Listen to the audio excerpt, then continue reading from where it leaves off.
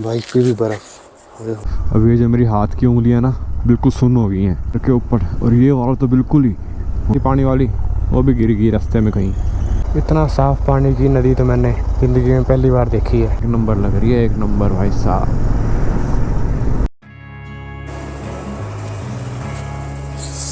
ये देखो भाई, व्यू देखो भाई, ये व्यू, ओए होए होए, क्या ब्यूटीफुल लग रहा है। इधर कुछ भी नहीं है और इधर धूप निकल आई तो पहाड़ों पे पड़ रही है। ये बेसिकली बस स्टैंड है बद्रीनाथ का। ये देख रहे हो छत पे बर्फ सब जम गया। इधर भी बाइक पे भी बर्फ। रात को माइनस में टेम्परेचर था भाई। ये बद्रीनाथ की साइडों में बिल्कुल सारे पहाड़ है और बीच में बिल्कुल सेंटर में बद्रीनाथ है, इसलिए यहाँ पे इतनी ठंड होती है। So hello guys, welcome to my channel. कैसे हैं आप सब लोग? आई होप सब लोग अच्छे होंगे मेरी तरह। तो भाई निकलते हैं यहाँ से बद्रीनाथ जी से। बहुत ठंड है इधर, अंदर तो नहीं थी लेकिन बाहर बहुत ठंड है। सब कुछ जम गया है बाइक पे, जो ओस होती है। रात को माइनस में टेम्परेचर था। तो निकलते हैं, पैकिंग करता हूँ फटाफट। टाइम हो गया है 6:30।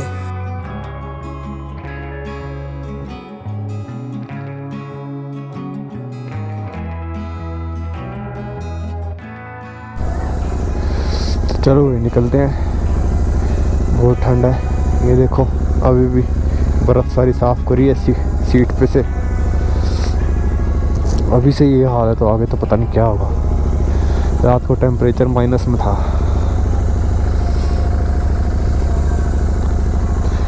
ओहो हो,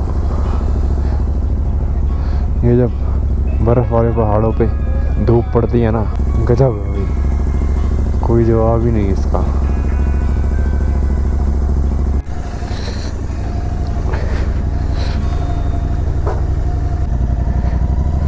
बद्रीनाथ की हाइट है 3300 मीटर। ओली की हाइट है 3000 मीटर। और वहाँ पे इतनी ठंड नहीं थी, यहाँ पे ज़्यादा ठंड है क्योंकि चारों तरफ पहाड़ है और ये बिल्कुल बीच में है। तो धूप तो बहुत ही कम आती है इधर। अब आप हिसाब लगाओ, यहाँ पे धूप है तो यहाँ पे नीचे तो कभी आती होगी जब बिल्कुल ख़त्म होने वाला होता होगा सूरज जाने शाम के टाइम। तो इसलिए यहाँ टेम्परेचर हमेशा कम ही रहता है। तो फिलहाल अब हम जाएंगे सीधा घर जींद। यहाँ से है 14 घंटे का, 14 घंटे का है। वैसे तो मेरे को नहीं जाना था, मेरे को अभी ऋषिकेश जाना था, लेकिन कुछ काम आ गया और मेरी बाइक का टायर बिल्कुल ख़त्म है, स्लिप कर रहा बार बार और मेरे को कॉन्फिडेंस नहीं मिल रहा वो चलाने में। तो अभी तक तो रिस्क ले रहा था, अब रिस्क लेना बेवकूफ़ी होगा, क्योंकि रिस्क और बेवकूफ़ी में थोड़ा ही फ़र्क होता है। रिस्क मैंने ले लिया, बेवकूफ़ी मेरे को करनी नहीं। तो अब चलते हैं घर सीधा।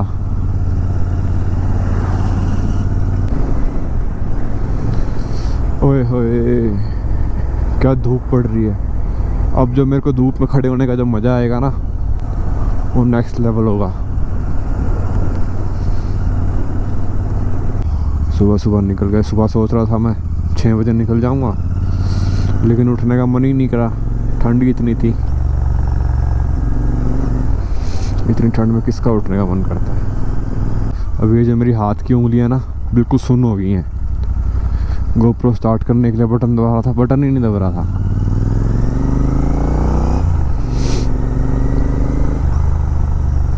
तो भाई ट्राई करूँगा कि भाई घर तक पहुँचूँ एग्जैक्ट, लेकिन अगर नहीं पहुँचा गया तो इस रास्ते में कहीं रुक जाऊँगा। तो आप लोग कोई भी ऐसा कुछ मत करना। मेरे को तो बहुत प्रैक्टिस है, मैं तो पिछले 10 साल से बाइक चला रहा हूँ।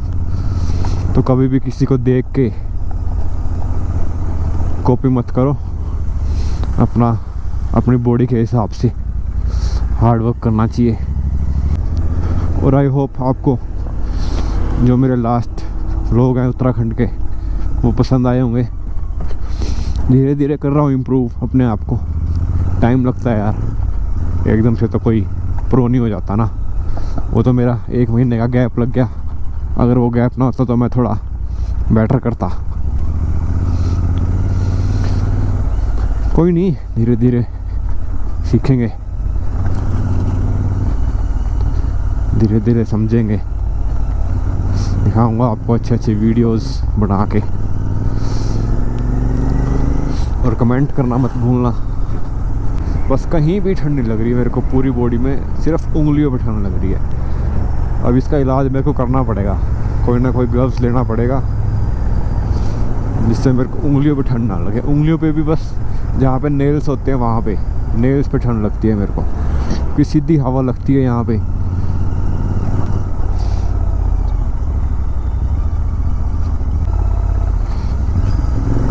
और अब नीचे आ गया हूँ तो थोड़ा टेम्परेचर ठीक हो गया है।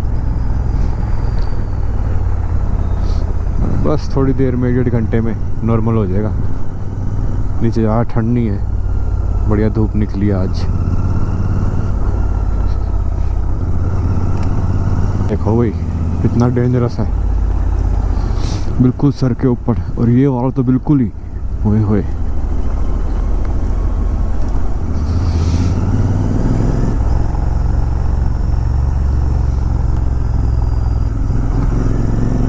वो देख रहे हो धूप की रोशनी, धूप सन रेस कैसे पड़ रही हैं,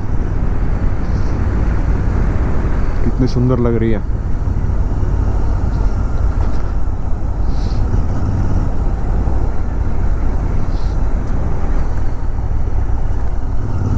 वाह,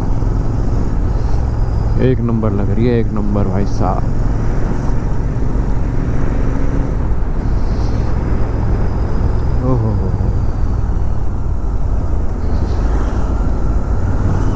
जैरो वाले भैया ने अपने नंबर प्लेट ढक रखी थी। हाँ, जैसी धूप आती है वैसे एक अलग एनर्जी आ जाती है। तो भैया अभी टायर ऐसा हो गया है, थोड़ी सी ब्रेक मारते स्किट कर रहा है, मेरे को आराम आराम से चलानी पड़ रही है। अभी कहीं रुक के चाय कॉफ़ी पीऊँगा।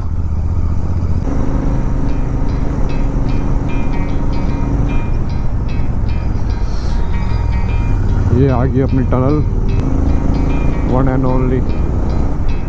एक ही टनल है इस पूरे रास्ते पे।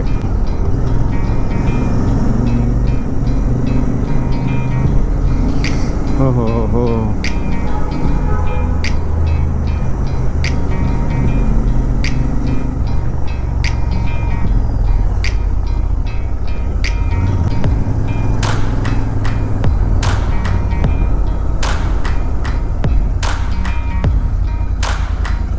फाइनली भाई आ गया अपना ढाबा जहाँ मैं रुका था।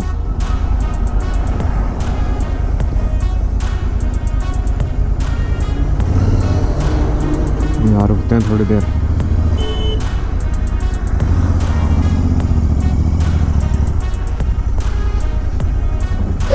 तो रुके हैं भाई अपने फेवरेट ढाबे पे, जहाँ पे ड्रोन टूटा था। अब पराठा ऑर्डर करा एक, और चाय के साथ पराठा खाएंगे, फिर निकलेंगे।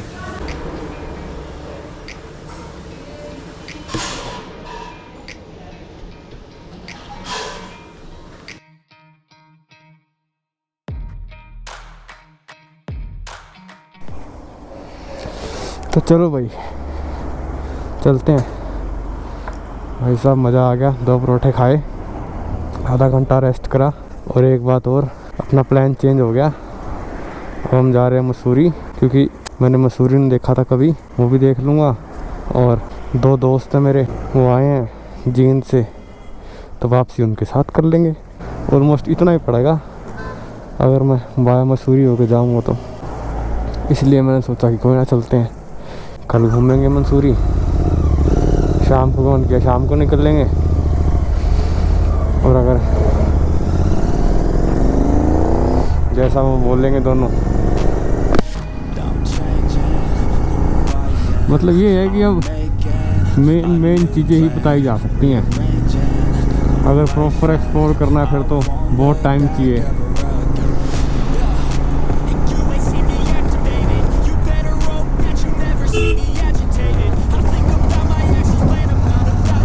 क्या कर रहा है भाई?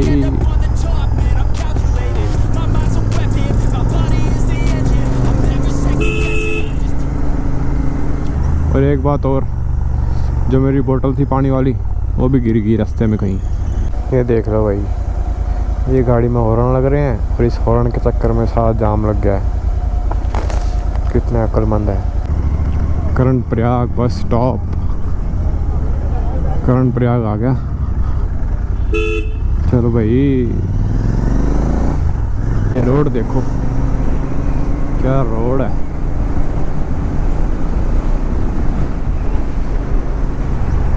मेरी स्पीडोमीटर की सुई ख़राब हो गई है और ना वो स्पीड बता रहा है ना ये बता रहा है कितने किलोमीटर चला मैं। बस वही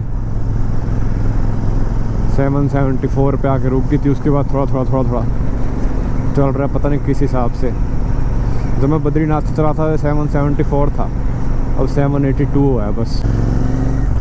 भाई अब लग रही है गर्मी, बहुत ज़्यादा गर्मी होगी भाई साहब।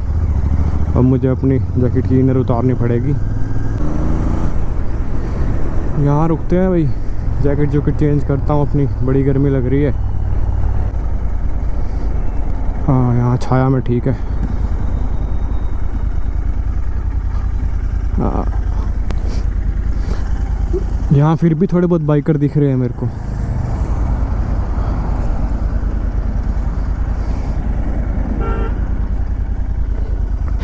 तो भाई एक बात और, अभी रुका था यहाँ पे चेंज करने के लिए, तो फ़ोन में मैसेज देखा कि भाई घर जाना ही पड़ेगा, बिना घर जाए बात नहीं बनेगी।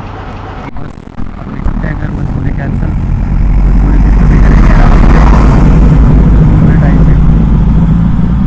अभी 7 घंटे 53 मिनट है। अब रोकेंगे प्लेन जगह पे। इनर उतारने के बाद जो ठंडी ठंडी हवा लग रही है भाई साहब, क्या ही बताऊँ कितना बुरा हाल हो गया था। सर में गर्मी, हाथों में गर्मी, ग्लव्स चेंज कर लिए।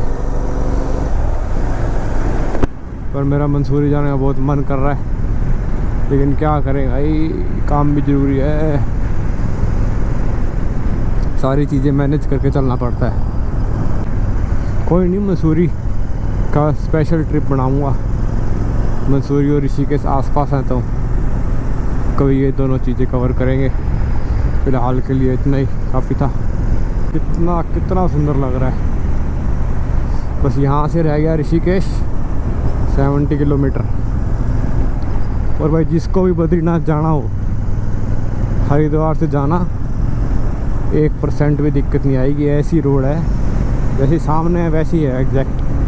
थोड़ी बहुत है ऊपर नीचे, लेकिन सबसे परफेक्ट रोड है ये बद्रीनाथ जाने के लिए, जोशीमठ तक। जोशीमठ के बाद तो जो है वो है, उसका तो कोई इलाज है ही नहीं, वो तो बन रही है अभी। तो हरिद्वार होके बद्रीनाथ बेस्ट रास्ता है। ये देखो भाई, ये इतना साफ पानी की नदी तो मैंने ज़िंदगी में पहली बार देखी है।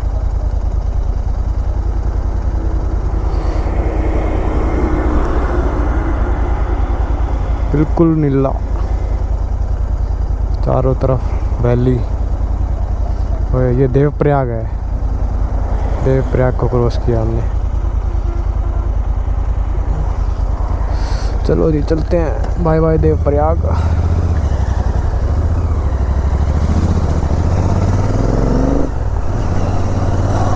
ओह ये देखो भाई साहब, पता नहीं कहाँ से आ रहा हुआ लड़का। शोल्डर पे बैग टांग के तो भाई बड़ा मुश्किल है बाइक चलाना। मैंने करिया 1-2 बार ट्राई, लेकिन ओहो हो जो बुरा हाल होता है ना, इससे सब तो बांध ही लो।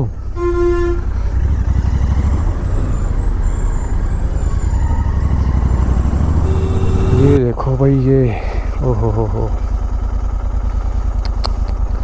एक एक चीज़ परफेक्ट तरीके से। क्या लग रहा है यहाँ पर ड्रोन होता ना मज़ा आ जाता। अति अति सुंदर।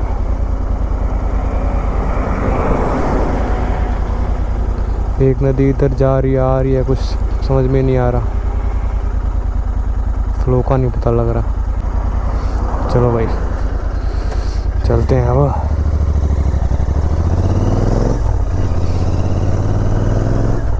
इस भाई साहब से बात करी थी मैंने, ये फ़िलहाल बद्रीनाथ से आ रहा है और ये बिहार जाएगा। मैंने पूछा क्यों, कहता मांग रखा था।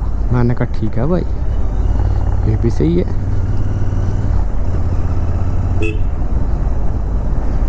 बेचारा क्या पता क्या मांगा हुआ, मिल गया हुआ, निकल पड़ा साइकिल लेके।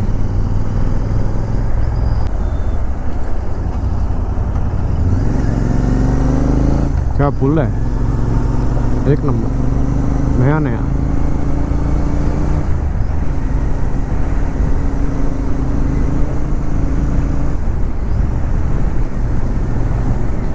रोड देखो यार, रोड। और इस साइड में जो इसी नदी में राफ्टिंग होती है ऋषिकेश से। और फिलहाल तो फुल पानी है इसमें, बढ़िया मज़ा आएगा राफ्टिंग करने में। मैंने करी नहीं कभी भाई साहब, धूप इतनी तेज़ है ना, आंखें भी नहीं खुल रही, सूरज सामने आ रहा है।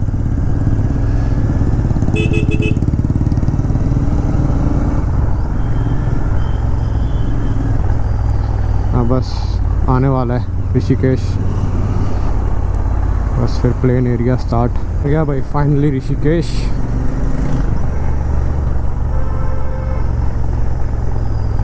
ये जगह ना बिल्कुल एक नंबर की मस्त जगह है। ये तीर्थ स्थल भी है, ट्रैकिंग भी है, कैंपिंग भी है, राफ्टिंग भी है, बढ़िया बढ़िया कैफ़े भी हैं, क्या नहीं है यहाँ पे।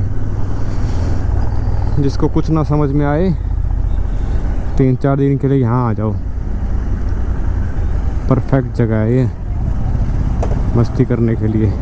और दूर भी नहीं है ज़्यादा, भाई बहुत दूर जाना पड़ेगा। और सर्दियों में तो जन्नत है, गर्मियों में तो फिर भी गर्मी होती है यहाँ पे बहुत ज़्यादा।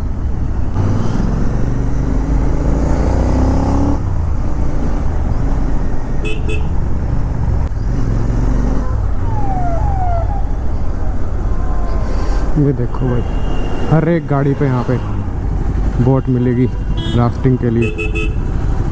लेकिन राफ्टिंग में मैंने बहुत लोग गिरते हुए देखे हैं और फिर रोते हैं, चिल्लाते हैं। स्विमिंग तो आती नहीं, राफ्टिंग करने निकल जाते हैं। बहुत लोगों को तो चोट भी लगती है। क्योंकि नदी में बड़े बड़े पत्थर होते हैं, वो लगते हैं। नदी का बहाव भी इतना तेज़ होता है, तो ऐसे राफ्टिंग नहीं करनी चाहिए। जो करवाते हैं ये तो बोल देते हैं कि सर कुछ नहीं होगा, लाइफ जैकेट है, ये है वो है। लेकिन जब पानी में गिरता है ना आदमी, आधी जान तो घबराहट से निकल जाती है।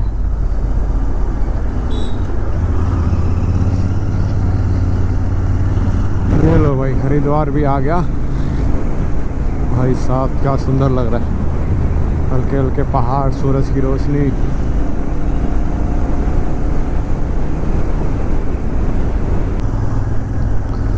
वाह वाह वाह, ओए होए होए, क्या सुंदर सनसेट है भाई। सूरज छिप रहा है धीरे धीरे धीरे।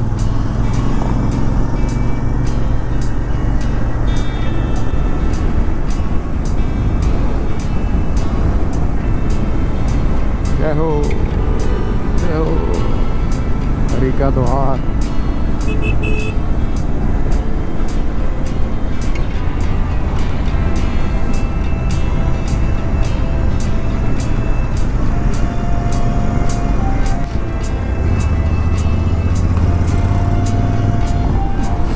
तो फाइनली दोस्तों हमारा भाई पहुंच गया करनाल।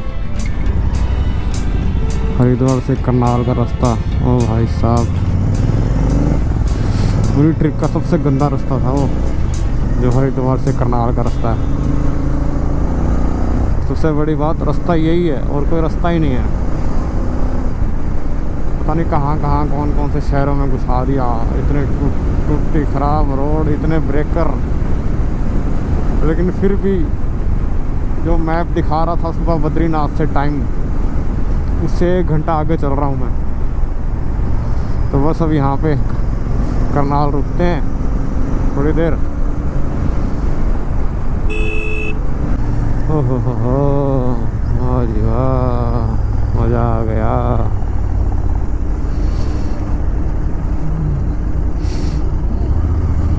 यहाँ पता नहीं सीट भी मिलेगी कि नहीं मिलेगी बैठने की, सब फुल रहता है इधर। तो फाइनली भाई पहुँच गए हैं करनाल। हरिद्वार के बाद जो हरिद्वार के बाद शुरू हुआ असली एडवेंचर। तो उससे पहले तो सब नॉर्मल था, बस चाय ऑर्डर करी है झिलमिल ढाबा, अपना वन एंड ओनली फेवरेट। चाय पियेंगे। बाकी भाई जो मज़ा आया ना, मुझे नहीं पता था कि इतना सुंदर होगा उत्तराखंड। इतना मुझे पता होता तो मैं बहुत पहले चला जाता। Thank you sir. तो बस यही है, चाय पीते हैं, निकलते हैं यहाँ से, बाकी बातें करेंगे रास्ते में। तो चलो भाई निकलते हैं। अब हो गया 8:30 हो गए। बस अब यहाँ से 80 किलोमीटर रह गया ऑलमोस्ट। रोड बड़ी अच्छी है, तो 1 ही घंटे में हो जाएगा। ज़्यादा ज़्यादा 1.25 घंटा लग जाएगा, इससे ज़्यादा नहीं लगेगा। तो फाइनली भाई घर आ गया। जो खुशी हो रही है ना घर आने की, मैं बता नहीं सकता।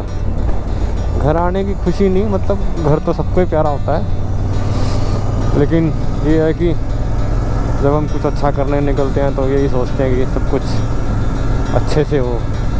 तो बस यही होता है मेरा भी, कि कुछ नुकसान ना हो किसी को। मेरे को जब भी मैं घर से निकलता हूँ गाड़ी पे या बाइक पे, तो यही सोचता हूँ कि ठीक ठाक घर पे पहुँच जाएं।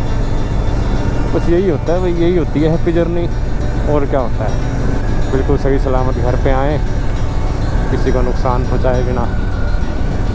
तो चलो भाई मिलते हैं, tata bye bye, good night. Next vlog में सपोर्ट करना, लाइक करना, और मुझे कमेंट करके बताना कि क्या क्या कमी है, पूरी करूँगा। यही है, आप लोग लाइक सपोर्ट करोगे तभी मेरे को मोटिवेशन मिलेगी। मुझे कैसे पता चलेगा कि जो मैं कर रहा हूँ आपको पसंद आ रहा है।